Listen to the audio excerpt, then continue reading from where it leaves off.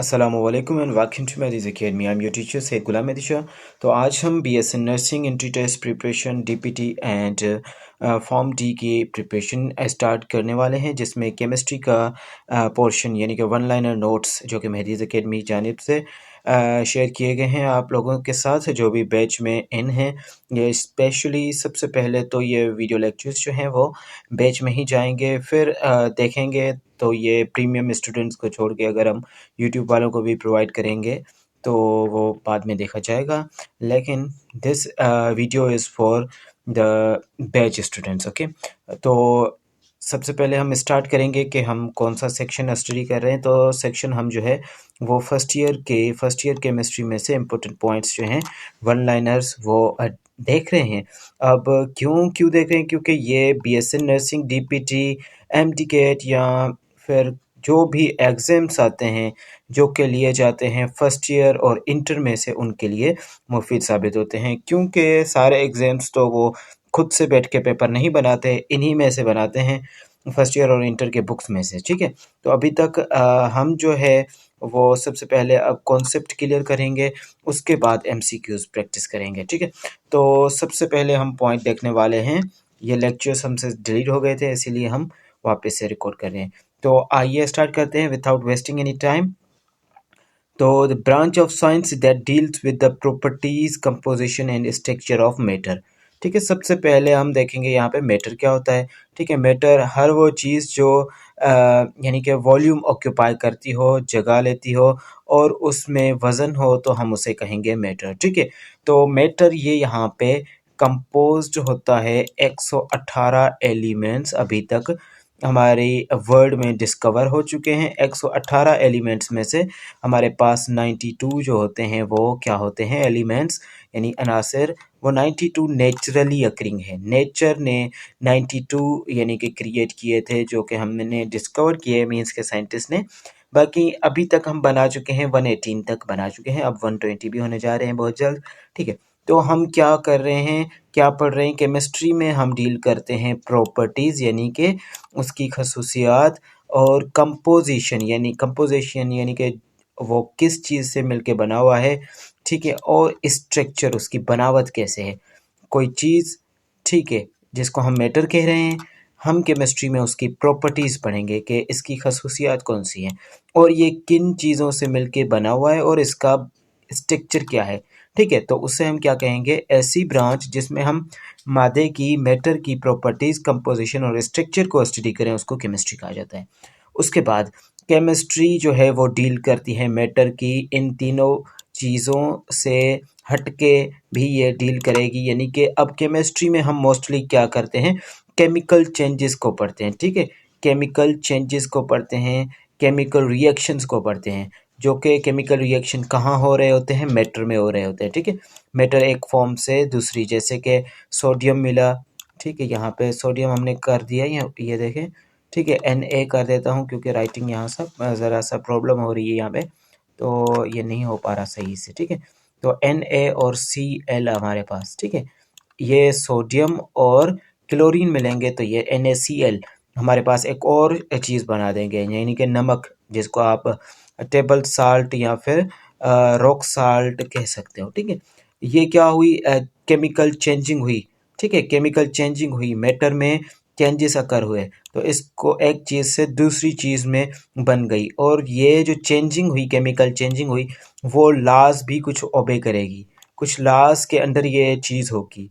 तो ये सारी चेंजिंग जो लाज होंगे, ठीक है, एक चीज़ से दूसरी चीज़ बनना, गवर्निंग यानी कि उन प्रिंसिपल्स जिनके तहत उन लाज जिनके तहत ये केमिकल रिएक्शन होगा, यानी कि NaCl मिलेंगे और आगे NaCl यानी कि सोडियम और क्लोरीन मिलेंगे और NaCl बना देंगे, तो ये कुछ कवानीन के तहत होगा, और जो चेंजेस हो रहे हैं उनको भी स्टडी किया जाएगा, तो वो भी केमिस्ट्री में ही हम स्टडी करते हैं। तो याद रखने की बात नंबर 1 पे क्या होती है? केमिस्ट्री में हम मादे की स्टडी करते हैं, मादे की छोटे से छोटी फॉर्म एटम है, एटम, और आप इसे कह सकते हैं कि ये प्योरेस्ट फॉर्म में हमें एलिमेंट और सब्सटेंस के तहत मिलता है। तो एलिमेंट 92 जो हैं वो नेचुरली अकरिंग हैं और 118 जो हैं अब हम आगे 26 आई थिंक होंगे 92 के बाद 118 तक 26 होंगे जो कि हम सिंथेसाइज लेबोरेटरीज में कर चुके हैं। ठीक है, तो यहाँ पे मैं ज़रा सा कलर पेन का चेंज कर दूँ। ठीक है, और ठीक है, अब मैटर की प्रॉपर्टीज़, कंपोजिशन और स्ट्रक्चर को पढ़ना और जो उन मैटर में चेंजिंग्स आएंगी उनको पढ़ने को हम क्या कहते हैं, केमिस्ट्री कहते हैं। स्मॉलेस्ट पार्टिकल, ठीक है, अब हम मैटर की बात कर रहे थे तो उसका स्मॉलेस्ट पार्टिकल भी ये है कि मैटर की स्मॉलेस्ट पार्टिकल को क्या कहा जाता है, तो स्मॉलेस्ट पार्टिकल को एटम कहा जाता है। ठीक है, टॉम, ठीक है, टॉम यानी कि काटना, मीन्स के नहीं। ठीक है, अब केमिस्ट्री या बायो की आपको फील्ड में, ठीक है, किसी वर्ड के सामने मिल जाए जैसे कि असेल्युलर यानी कि वायरस जो हम पढ़ते हैं असेल्युलर होते हैं, या तो नॉन सेल्युलर हम कह सकते हैं। मीन्स नो, ठीक है, का मतलब होता है नो। एटम यानी कि हम जिसे काट ना सके, जिसे डिवाइड ना कर सकें, तो एटम वर्ड एटमोस से निकला था, लैटिन वर्ड है। ठीक है, तो सबसे पहले इसे जब डिस्कवर किया गया था तो इसे माना जाता था कि इसे हम जो है वो डिवाइड नहीं कर सकते, इसीलिए smallest particle of an element, जो हमने एलिमेंट यहाँ पे डिस्कस किए कि 118 अभी तक डिस्कवर हो चुके हैं, उसका स्मॉलेस्ट पार्टिकल जो है एलिमेंट का एटम है। फर्दर उसके आगे अब डिवीजन हो चुकी हैं जो कि हम आगे डिटेल में पढ़ेंगे कि एटम के सब एटॉमिक पार्टिकल्स या फंडामेंटल पार्टिकल्स कितने होते हैं। ठीक है, उसके बाद हम नेक्स्ट पॉइंट को देखेंगे, when two are more than two atoms. अब ये स्मॉलेस्ट पार्टिकल किसी भी एलिमेंट के दो या दो से ज़्यादा जो हैं वो एक दूसरे से मिलेंगे तो ये बना देंगे मॉलिक्यूल। ठीक है, स्मॉलेस्ट पार्टिकल किस चीज़ के, एलिमेंट के। एलिमेंट हमारे पास 118 होते हैं, उनकी छोटे से छोटे ज़रात जो होते हैं उनको एटम कहा जाता है। अब ये जब एटम्स मिलते हैं तो ये मॉलिक्यूल्स बना देते हैं। ठीक है, तो इस पॉइंट का मतलब ये होता है। The total sum of weights of the atom present in substance is called formula weight. अब फॉर्मूला वेट या फिर फॉर्मूला मास क्या होता है, टोटल सम ऑफ एटम्स। ठीक है, यानी कि एटॉमिक वेट को हम क्या कहें, एटॉमिक वेट्स जो होंगे, एटम्स का जो वेट होगा वो किसी भी सब्सटेंस में कितना प्रेजेंट है उसको हम कहेंगे formula weight. Is the clear, sum of atomic masses यानी कि सम ऑफ एटॉमिक मासेस किसी भी सब्सटेंस में प्रेजेंट हो तो हम उसे मॉलिक्यूलर वेट भी कहेंगे और फॉर्मूला वेट भी कहते हैं। ये सेम पॉइंट हो गई। ठीक है, अब फॉर्मूला क्या होता है, फॉर्मूला हमारे पास एक ऐसी केमिकल डेफिनेशन आप कह सकते हैं जिसमें आपको न्यूमरिक्स और अल्फ़ाबेट्स के तहत किसी भी चीज़ की कंपोजिशन बताई जाती है। ठीक है, न्यूमरिक्स और अल्फ़ाबेट्स के तहत। ओके, तो द सिंपलेस्ट फार्मूला, वो formula, simplest formula of chemical compound, जो हमारे पास केमिकल कंपाउंड्स होते हैं, जैसे कि हमने पढ़ा कि ये Na कर दिया हमने इसको। ठीक है, ये क्या कर दिया, इसको Na कर दिया, और ये जो है Cl, ये क्या हैं, ये हमारे पास एलिमेंट्स हैं, और ये मिल के क्या बनाएंगे, कंपाउंड बनाएंगे। ठीक है, आयोनिक कंपाउंड बनाएंगे। तो ये कंपाउंड, द सिंपलेस्ट फार्मूला जो कि कंपाउंड के हर ईच काइंड ऑफ एटम के बारे में बताए, उस मॉलिक्यूल, उस कंपाउंड के बारे में, यानी कि इतने मॉलिक्यूल्स इस कंपाउंड में मौजूद हैं वो भी बताए, उसकी कंपोजिशन भी बताए, तो उसको हम क्या कहेंगे, एम्पेरिकल फार्मूला कहेंगे, जो कि सिंपलेस्ट रेशो बताए। ठीक है, सिंपलेस्ट रेशो बताने वाले फार्मूले को हम क्या कहेंगे, एम्पेरिकल फार्मूला। अब एम्पेरिकल फार्मूला जैसे कि वाटर का हमारे पास H2O होता है। ठीक है, H2O होता है, ये है हैवी वाटर। अगर हम करें, सॉरी, ये होता है हैवी वाटर D2O, यह फार्मूला है D और 2 यहाँ से राइटिंग मिस्टेक हो रही है, और D2O। ठीक है, ये हमारे पास हाइड्रोजन के आइसोटोप्स होते हैं, डेटोरियम। तो डेटोरियम जब वाटर बनाएगा, वाटर मॉलिक्यूल को, तो वाटर मॉलिक्यूल, तो उसे हम हैवी वाटर कहेंगे। उसके बाद डेफिनेशन देख लेते हैं कि एम्पेरिकल फार्मूला तो हमारे पास डिटेक्ट करता है एलिमेंट्स को, कौन सा, यानी कि सिंपलेस्ट रेशो बताएगा एम्पेरिकल फार्मूला, और उसके साथ साथ एम्पेरिकल फार्मूला जो है determines the masses of each element present into the compound, यानी कि वेट भी बताएगा कि कंपाउंड में कितने, किसी भी कंपाउंड में कितना वेट मौजूद है, वो भी एम्पेरिकल फार्मूला बताएगा और सिंपलेस्ट रेशो बताएगा। Empirical formula determines simplest ratio, यहाँ पे जो मैं पॉइंट बार बार कह रहा था वो यहाँ पे आ चुकी है कि simplest ratio between the elements present in the compound. Is that clear now? उसके बाद हम देखने वाले हैं एक और चीज़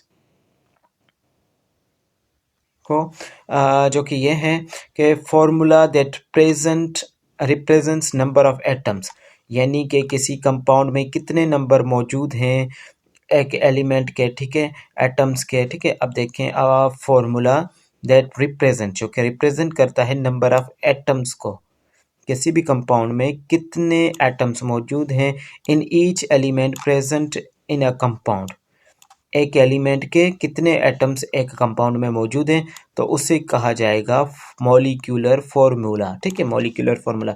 जैसे कि अगर मैं यहाँ पे लिखना चाहूँ तो C6H12, ठीक है, H12 कर दें और ऑक्सीजन को 6 कर दें, O6, तो ये हमारे पास, हम ग्लूकोज का फॉर्मूला मैंने लिख दिया है C6H12 एंड O6।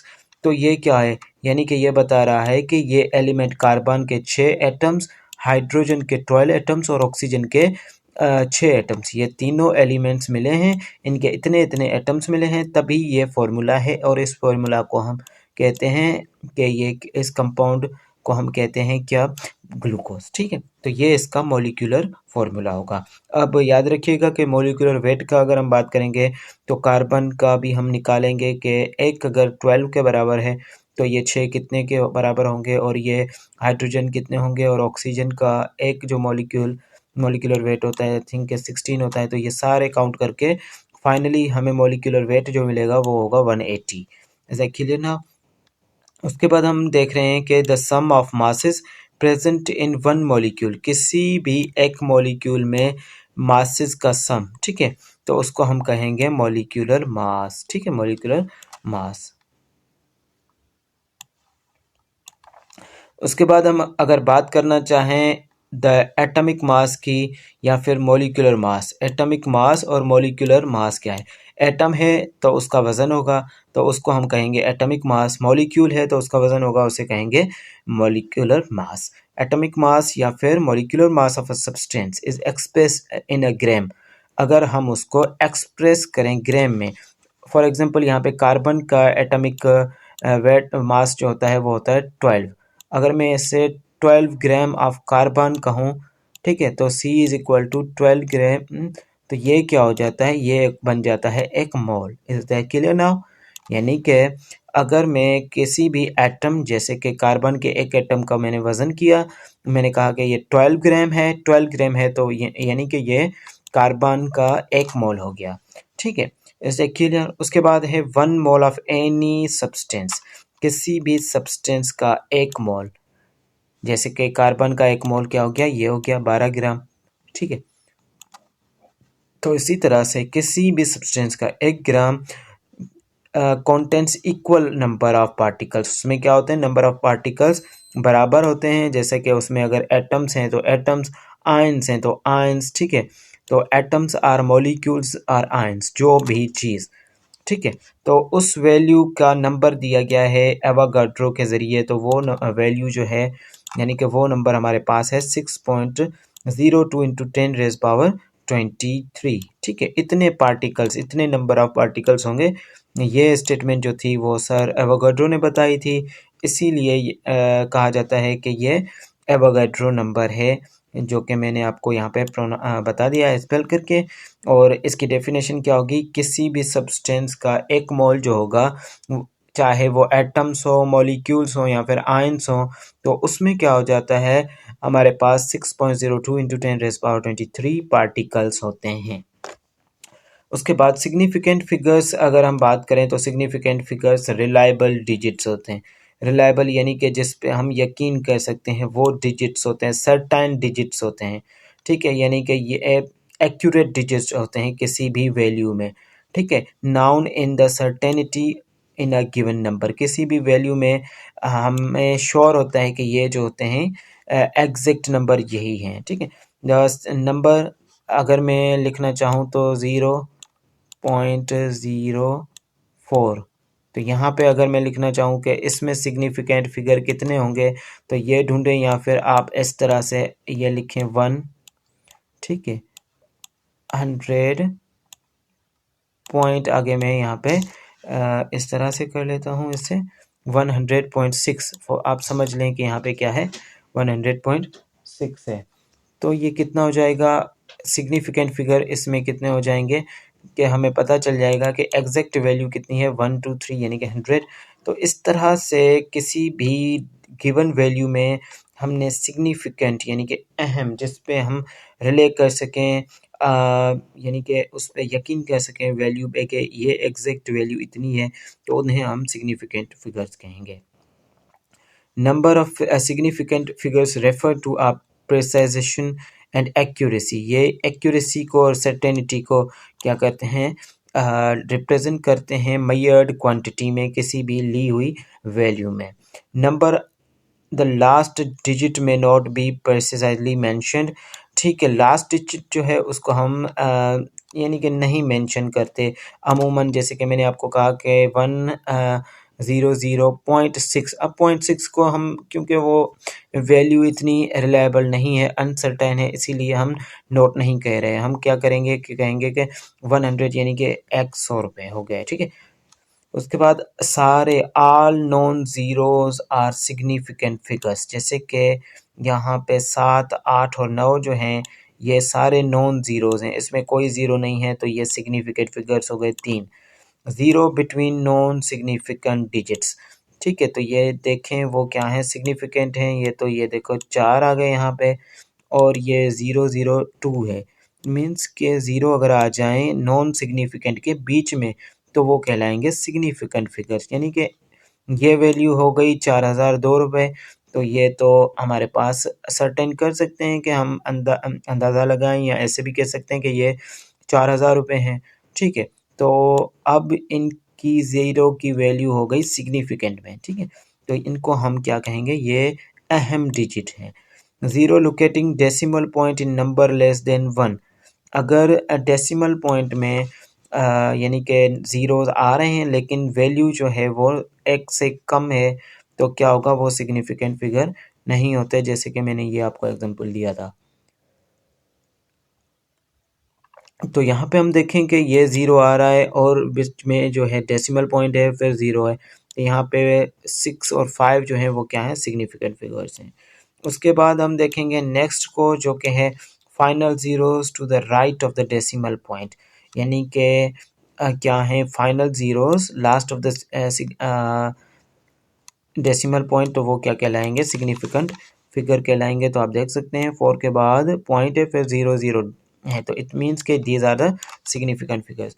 ज़ीरो जो कि लोकेट कर रहे हैं डेसिमल पॉइंट पे, लेकिन नंबर जो है वो क्या है हमारे पास आर नॉट लार्जर है, लार्जर देन 1, एक से ज़्यादा हैं, तो वो नेसेसरी सिग्निफिकेंट नहीं होंगे। जैसे 40 में, ठीक है, 4 और 0 हैं, तो यहाँ पे 0 या सिग्निफिकेंट नेसेसरी सिग्निफिकेंट नहीं है, ओनली 1 सिग्निफिकेंट है।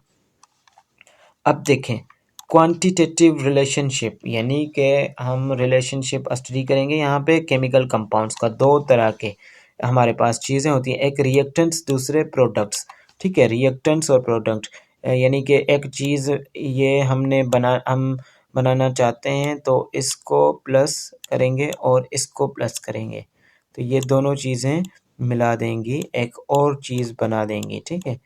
तो हमने कहा कि ये चीज़ बन गई, ठीक है। ये चीज़ जो बन रही है, ये रिएक्शन हो रहा है, ये वाली चीज़ जो है इसे हम कहेंगे प्रोडक्ट, और ये रिएक्ट कर रहे हैं एक दूसरे से इस चीज़ को बनाने के लिए, तो इनको हम क्या कहेंगे रिएक्टेंट्स।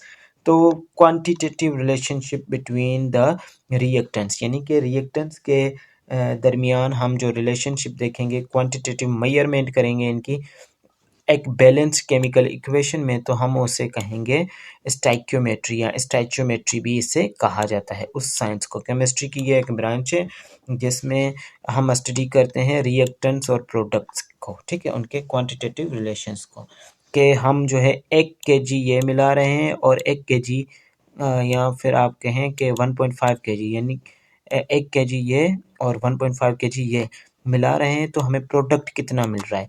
ये रिलेशन जो हम स्टडी कर रहे हैं प्रोडक्ट और रिएक्टेंट्स का, ठीक है, तो उसको कहा जाता है stoichiometry. Reactants that is totally consume during the chemical reaction. अब वो रिएक्टेंट्स यानी कि ये दो रिएक्टेंट्स हैं, ये केमिकल रिएक्शन में क्या हो रहे हैं, टोटली कंज्यूम हो रहे हैं, ठीक है, ये दोनों टोटली कंज्यूम होके ये चीज़ बना रहे हैं, तो हम इन्हें कहेंगे लिमिटिंग रिएक्शंस, लिमिटिंग रिएक्टेंट्स, ठीक है। अब anything that has mass and occupies space is called matter. वो हर वो चीज़ जो मास और स्पेस लेती हो तो उसे हम कहेंगे matter. Matter is compose of tiny particles. हमारे पास मादा जो होता है वो टाइनी पार्टिकल्स से मिलके बनता है, जिसको हम एटम्स कहते हैं, जिसकी डिटेल में ऊपर वीडियो में बता चुका हूँ। उसके बाद matter has 3 states, solid, liquid and gas, ठीक है। सॉलिड, लिक्विड एंड गैस अभी तक और भी आ चुके हैं, जैसे कि बोस, आइंस्टाइन, कंडक्शन और प्लाज्मा। 5 से 7 जो है हमारे पास स्टेट्स ऑफ मैटर जो हैं अभी तक डिस्कवर हो चुकी हैं, लेकिन आवर बुक जो हैं वो बहुत ही स्लो हैं। अभी तक पाकिस्तान ने वो अडोप्ट नहीं किया। शायद प्लाज्मा आ चुका है हमारे बुक्स में, लेकिन बाकी की नहीं आई। तो हमारे पास अभी 3 स्टेट्स ऑफ मैटर ही आपको स्टडी करवाई जाती हैं, रटवाई जाती हैं। Solid has a definite shape. Solid के पास एक शक्ल होती है उसकी अपनी, और वॉल्यूम भी होता है। वी कैन और कैन नॉट कंप्रेस। हम इन्हें कंप्रेस यानी कि उसे प्रेशराइज आसानी से सॉलिड को नहीं कर सकते। और डिफ्यूजन का रेट भी सॉलिड्स में बहुत ही कम या तो होता ही नहीं है, निग्लिजिबल। यानी कि हम कहें कि सॉलिड एक जगह पे हम छोड़ें, जैसे परफ्यूम एक जगह पे या स्प्रे, रूम स्प्रे हम एक ही कोने पे स्प्रे करते हैं और खुशबू जो है वो पूरे रूम में फैल जाती है। तो सॉलिड डिफ्यूज़ नहीं होते एक जगह से, ठीक है, वहीं पे होते हैं। तो ये वेरी लो या फिर निग्लिजिबल अमाउंट में। Liquid has no definite shape. Liquid के पास कोई भी मुस्तहकम उसकी शेप नहीं होती, ठीक है। और उसके पास that means that it can easily change its shape. जिस भी बर्तन या वेसल में डालोगे तो अपनी शेप जो है लिक्विड चेंज कर देगा। It is a fixed volume. उसके पास क्या होता है, फिक्स वॉल्यूम होता है लिक्विड का, जैसे कि लीटर, किलो, या आप ऐसे कहते हैं 2 लीटर। जैसे हम पेट्रोल लगवाते हैं तो कहते हैं कि 1 लीटर लगवाएं या आधा लीटर। तो इस तरह से लिक्विड चीज़ जो भी होगी उसका वॉल्यूम फिक्स्ड होगा। उसके बाद हम बात करेंगे डिफ्यूजन लिक्विड्स में। तो डिफ्यूजन यानी कि ठीक है, डिफ्यूजन लिक्विड्स में किस तरह से होती है, if only if the both liquid are polar and non polar the diffusion of liquid is possible. अब डिफ्यूजन यानी कि एक जगह से दूसरी जगह जाना लिक्विड का तब ही होगा जब दोनों लिक्विड क्या होंगे, पोलर एंड नॉन पोलर, या तो नॉन पोलर हो या तो पोलर हो।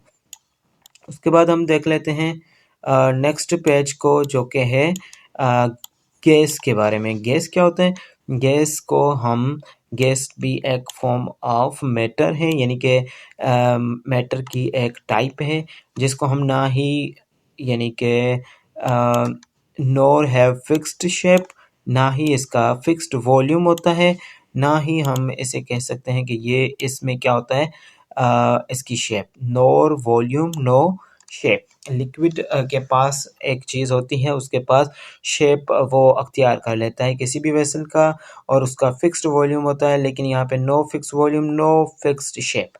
मॉलिक्यूल्स जो होंगे वो गैस के क्या होंगे, कंटिन्यूस मोशन में होंगे। फॉर एग्जांपल यहाँ पे मैं अगर कंटेनर बना दूँ, कंटेनर में, तो यहाँ पे मॉलिक्यूल रेंडमली ये मूव करते रहेंगे, ठीक है। ये यहाँ पे मॉलिक्यूल एक दूसरे से बहुत ही अलग अलग रूठे हुए हैं, यानी कि, ठीक है, तो ऐसे घूम रहे होंगे, इधर जा रहे होंगे, ये यहाँ से यहाँ, यहाँ टकराते, कंटेनर से टकराते, ऐसे ही कंटिन्यूस मोशन में होंगे। Molecule of gas can easily B diffused. अब गैस जो है आसानी से डिफ्यूज हो सकता है, जैसे कि अब अगर हम ऑटोमोबाइल्स यानी कि हमारी गाड़ियों के पहिए जो होते हैं उनमें हवा यानी कि एयर लगवाते हैं, तो वो देखें अगर पंक्चर होता है तो हवा जो होती है वो निकल जाती है, डिफ्यूज़ हो जाती है, ठीक है। तो ये इजीली डिफ्यूज़ हो सकते हैं गैस। अब अगर हम बात करें नेक्स्ट पॉइंट की, तो वो होता है फोर्स पर यूनिट एरिया। यानी कि ये एक एरिया है, ठीक है, ये एक एरिया हमने लिया, इस पे मैं क्या करूँ, अप्लाई करूँ, एक फोर्स अप्लाई करूँ, प्रेशर अप्लाई करूँ, ठीक है, फोर्स अप्लाई करूँ, तो उसको कहा जाएगा, उस फोर्स को कहा जाएगा, प्रेशर कहा जाएगा। यानी कि force per unit area, pressure का फॉर्मूला ये यहाँ पे हमने बना दिया है। अब प्रेशर का एक एसआई यूनिट भी होता है, सिस्टम इंटरनेशनल, ताकि सारे लोगों को कन्फ्यूजन ना हो। तो 1960 में जो है सिस्टम इंटरनेशनल इंट्रोड्यूस करवाया, जिसमें यूनिट्स फिक्स्ड कर दिए गए सारी कंट्रीज़ में। तो पास्कल जो होता है वो एक प्रेशर का हमारे पास एसआई यूनिट होता है। अब आ जाते हैं बॉयल्स लॉ की स्टेटमेंट पे। तो बॉयल्स लॉ जो है स्टेटमेंट इन्होंने दी गैसेस और इनके ऊपर। तो इसने कहा कि या वॉल्यूम जो होगा गैस का वो डायरेक्टली प्रोपोर्शनल होगा किसके साथ, एब्सोल्यूट टेम्परेचर के साथ, ठीक है। वॉल्यूम जो होगा डायरेक्टली प्रोपोर्शनल होगा किसके साथ, टेम्परेचर के साथ। जबकि टेम्परेचर को क्या किया जाए, टेम्परेचर कांस्टेंट रहेगा, यानी कि P V is equal to constant. अब ये स्टेटमेंट आप P V is equal to यहाँ पे कांस्टेंट की जगह के भी लिख सकते हो, P V is equal to K, ठीक है, के को माना जाएगा यहाँ पे कांस्टेंट, ठीक है। ये रही बॉयल्स की statement. Product of pressure and volume, यानी कि प्रेशर और वॉल्यूम का प्रोडक्ट क्या होगा, remains constant at constant temperature, ठीक है। प्रेशर एंड वॉल्यूम का प्रोडक्ट कांस्टेंट टेम्परेचर पे कांस्टेंट रहेगा। चासला ने क्या कहा, चासला में हम पढ़ते हैं कि वॉल्यूम जो है गैस का वो इन्वर्सली प्रोपोर्शनल है, डायरेक्टली नहीं है, इन्वर्सली प्रोपोर्शनल है किसके साथ, एब्सोल्यूट टेम्परेचर के साथ। जबकि प्रेशर जो है थ्रू आउट क्या रहेगा, कांस्टेंट हम रखें तो प्रेशर को कांस्टेंट रखें तो वॉल्यूम जो है इन्वर्सली प्रोपोर्शनल होगा टेम्परेचर के साथ, ठीक है। अब ratio of volume and temperature remains constant and at constant pressure, volume और टेम्परेचर का रेशियो कांस्टेंट प्रेशर पे क्या रहेगा, कांस्टेंट रहेगा। उसके बाद हम देखेंगे Avogadro number, Avogadro equal volume of all gases constant contains equal number of molecules। Equal volume यानी कि वॉल्यूम ऑफ ऑल गैसेस, सारी गैसेस का इक्वल वॉल्यूम, कांस्टेंट नंबर होते हैं मॉलिक्यूल्स के under a given condition, temperature और pressure में, ठीक है। जितना उसे प्रेशर और टेम्परेचर प्रोवाइड किया जाएगा तो इक्वल गैसेस और इक्वल नंबर ऑफ मॉलिक्यूल्स क्या होंगे, प्रेजेंट होंगे, जो कि आप पढ़ के आ चुके हो एवोगाड्रो नंबर के मुताबिक। उसके बाद अब हम अगर हम नेक्स्ट पॉइंट पढ़ें, तो वॉल्यूम ऑफ अ गैस जो होगा वो डायरेक्टली प्रोपोर्शनल होता है नंबर ऑफ मोल्स के साथ, कि कितने उस गैस में मोल्स जो हैं वो कितने हैं। उसके बाद हम P V is equal to n R T को देखेंगे, जिसको आइडियल गैस इक्वेशन के नाम से हम जानते हैं। P V is equal to n R T जो है वो क्या होगा, आइडियल गैस इक्वेशन। उसके बाद यूनिवर्सल गैस कांस्टेंट, जो कि मैंने आपको के कहा था, यहाँ पे आर है, तो ये इसके बराबर होता है, ये दोनों इसकी वैल्यूज़ हैं। R is equal to universal gas constant यहाँ पे, ठीक है। एन जो नंबर ऑफ यानी कि मॉलिक्यूल्स या मोल्स, टेम्परेचर, ठीक है, आर यहाँ पे शो होता है, ये होता है यूनिवर्सल गैस कांस्टेंट की वैल्यू। ये भी है, काफ़ी और फॉर्म्स में भी आप देख सकते हैं। अब 1 mole of an ideal gas, एक आइडियल का 1 मोल जो है वो एस टी पे स्टैंडर्ड टेम्परेचर यानी कि प्रेशर पे क्या होगा, ऑक्यूपाई वॉल्यूम करेगा 22.4 डेसीमीटर क्यूब वॉल्यूम, ठीक है। Gas consist of very tiny particles called molecules। Gas जो है वो molecules से मिलके बना होता है, और molecules उसके कौन सी मोशन में होते हैं, random मोशन में होते हैं। मैंने अभी अभी आपको बताया है कि वो इस तरह से फैले रहते हैं, और ये मोशन करते रहते हैं कंटिन्यूस और रैंडम, और इलास्टिक होती है। आगे पढ़ते रहते हैं, इनकी मोशन पढ़ेंगे कि ये इलास्टिक है या नॉन इलास्टिक, एनर्जी ज़ाया होगी या नहीं होगी वो देख लें आगे। वो मॉलिक्यूल जो होंगे वाइडली सेपरेटेड, यानी कि एक दूसरे से बहुत ही इनका फासला होगा, एक दूसरे से बहुत ही दूर रहेंगे, इसीलिए ये क्या है, invisible. The size of molecule is very small, molecules की साइज़ अगर हम उसके डिस्टेंस से कंपेयर करें तो वो कम होगी, अट्रैक्टिव एंड रिपल्सिव फोर्स नहीं होगा. देयर इज नो अट्रैक्टिव और repulsive force between this molecules of gas. They can move freely. वो यहाँ से यहाँ यहाँ यहाँ जा सकते हैं, कहीं भी मूव फ्रीली कर सकते हैं. molecules are very hard and the molecules are very hard and perfectly elastic, so when they come यानी कि come together no loss of energy take place. यानी कि इलास्टिक हैं, एक दूसरे के साथ टकराएंगे तो एनर्जी का कोई भी लॉस नहीं होगा. the gas molecules are in continuous motion, ये हम बार बार पढ़ते आ रहे हैं इस पॉइंट को. They move in straight path until they collide. यानी कि अगर यहाँ से जा रहा है तो ये स्ट्रेट जाएगा यहाँ से, जब तक कि वो कोलाइड करके दूसरी तरफ मुड़ ना जाए. ठीक है. During the motion molecules collide with one another and walls of the container. ये एक दूसरे से मूव करते रहेंगे और कंटेनर के जो जिस भी चीज़ में वो हैं उनकी वॉल से भी जो है टकराते रहेंगे. कॉलिजन जो होगा मॉलिक्यूल्स का वो परफेक्टली इलास्टिक होगा, ये हम पढ़ के आ चुके हैं. जब वो कंबाइन करेंगे तो यानी कि टकराएंगे तो. Pressure of gas is the result of collision. अब प्रेशर कैसे बनता है? फॉर एग्जांपल एक कंटेनर है तो इसमें प्रेशर कैसे बनेगा? वो रिजल्ट होगा इनका कोलिजन, यानी कि एक दूसरे से जो टकरा रहे हैं वो इनका कोलिजन हो रहा है, उनकी उसका रिजल्ट में क्या होगा? प्रेशर बनेगा. एवरेज काइनेटिक एनर्जी अगर हम बात करें, ठीक है, किसकी? हमारे पास काइनेटिक एनर्जी बात करें किसकी? गैस मॉलिक्यूल्स की. वो एब्सोल्यूट टेम्परेचर पे डिपेंड करती है. Is a clear now? और उसके बाद हम एवरेज का at any given temperature of molecule all gas have the same kinetic energy, जो कि होती है 1/2 mv² के बराबर. Is a clear? अब अगर बात करें, there are following type of solids की जो हैं तीन ये टाइप्स होती हैं: crystalline solid, amorphous solids and crystalline solids के ये कैरेक्टरिस्टिक्स हैं. आप यहाँ पे पढ़ सकते हैं कि इनके पास डिफाइनेड जियोमेट्रिकल शेप नहीं होती, होती है. उसके बाद इनकी मेल्टिंग पॉइंट क्रिस्टलाइन सॉलिड, जो भी क्रिस्टलाइन सॉलिड्स होते हैं उनकी क्या होती है? एमपी हाई होती है. उनके पास एमपी शार्प होती है, यानी कि सिमेट्रिकली इन नेचर होते हैं. और क्रिस्टलाइन सॉलिड्स जो है cleavage along particular direction at fixed cleavage. Physical properties are different in the different direction.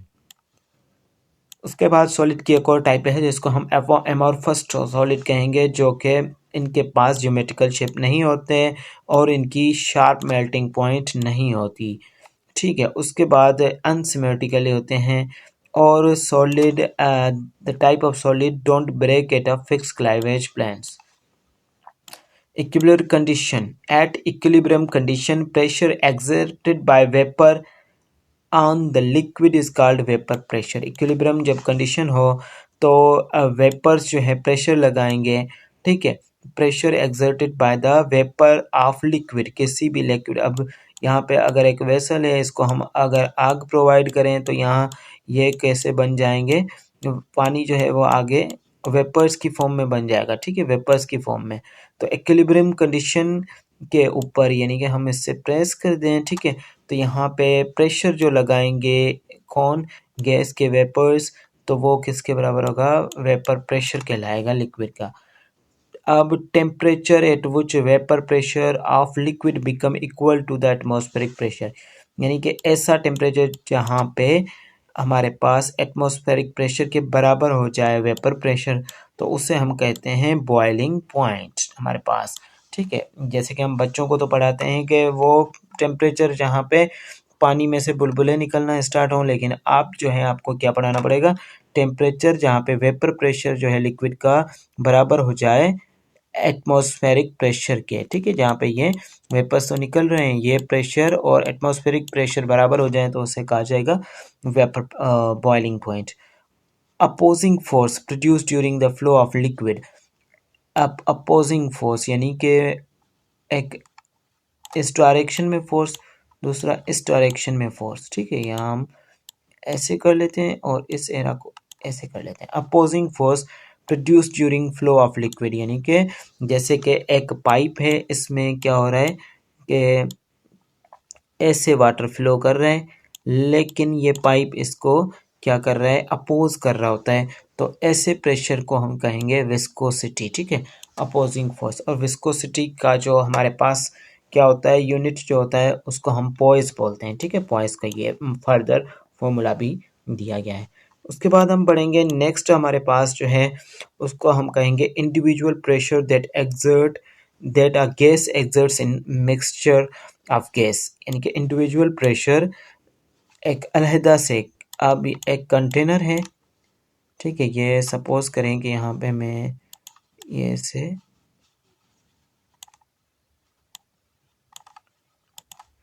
एक कंटेनर है, इसमें 2 से 3 गैस हैं, 2 गैस हैं, 3 गैस हैं, ये अलहदा से जो प्रेशर कंटेनर पे लगाएंगी, mixture exert in a mixture of gas is called partial pressure, ठीक है, गैस का पार्शियल प्रेशर कहलाएगा, जो कि 3 या 2 गैस अलग अलग से किसी भी कंटेनर या उसमें लगाएं वेसल में, तो उसे हम कहेंगे पार्शियल प्रेशर, ठीक है। उसके बाद ये पॉइंट इतनी इंपॉर्टेंट नहीं है, amount of heat that is required to melt unit mass of solid is called latent heat of fusion. Viscosity is directly proportional to the intermolecular force. ये पॉइंट्स अहम होती हैं, ये मैं अंडरलाइन कर रहा हूँ इस तरह से कि विस्कोसिटी जो है डिपेंड करती है किस चीज़ के ऊपर, इंटरमोलिकुलर फोर्स के ऊपर।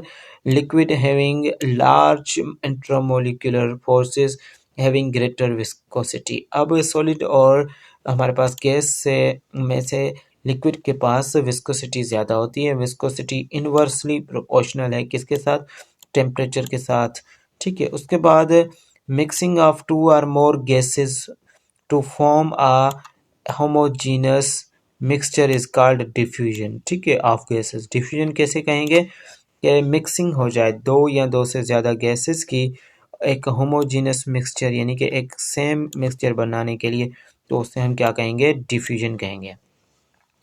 अब उसके बाद अगर हम देखें तो rate of diffusion of a gas जो होगा वो इन्वर्सली प्रोपोर्शनल होगा स्क्वायर रूट ऑफ डेंसिटी के ऊपर, ठीक है, स्क्वायर रूट ऑफ डेंसिटी।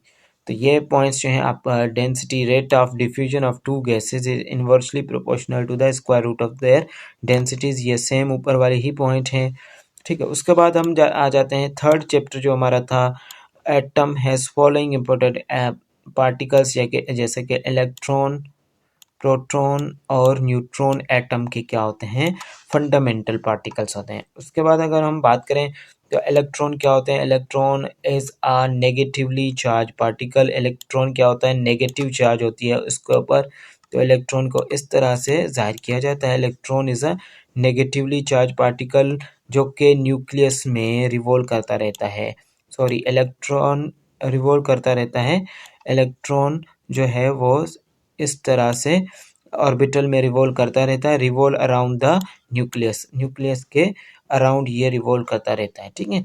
और ये लाइटेस्ट पार्टिकल ऑफ एटम है। क्वेश्चन आ जाए कि लाइटेस्ट पार्टिकल एटम का कौन सा है, तो एटम के 3 फंडामेंटल पार्टिकल्स हैं, इलेक्ट्रॉन, प्रोटॉन एंड न्यूट्रॉन। तो सबसे हल्का जो है वो इलेक्ट्रॉन होता है, और इसकी चार्ज जो होते हैं वो ये है इतने कूलम्स, 1.6022 इंटू 10⁻⁻19 कूलम्स। अगर इसके मास की बात करें तो ये 9.1 इंटू 10⁻31 kg होता है, ठीक है। और प्रोटॉन उसके जगह पे, इलेक्ट्रॉन अगर नेगेटिव है तो यहाँ पे प्रोटॉन हमारे पास पॉजिटिव चार्ज होता है, पॉजिटिवली चार्ज्ड पार्टिकल होता है। ये अगर हम कहें तो ये प्रोटॉन कहाँ पे प्रेजेंट होगा, ये न्यूक्लियस में प्रेजेंट होगा, एटम के न्यूक्लियस में प्रेजेंट होगा। ये 1837 टाइम्स जो है वो इलेक्ट्रॉन से हैवियर होता है, यानी कि इससे वज़न ज़्यादा रखेगा, किससे, इलेक्ट्रॉन से।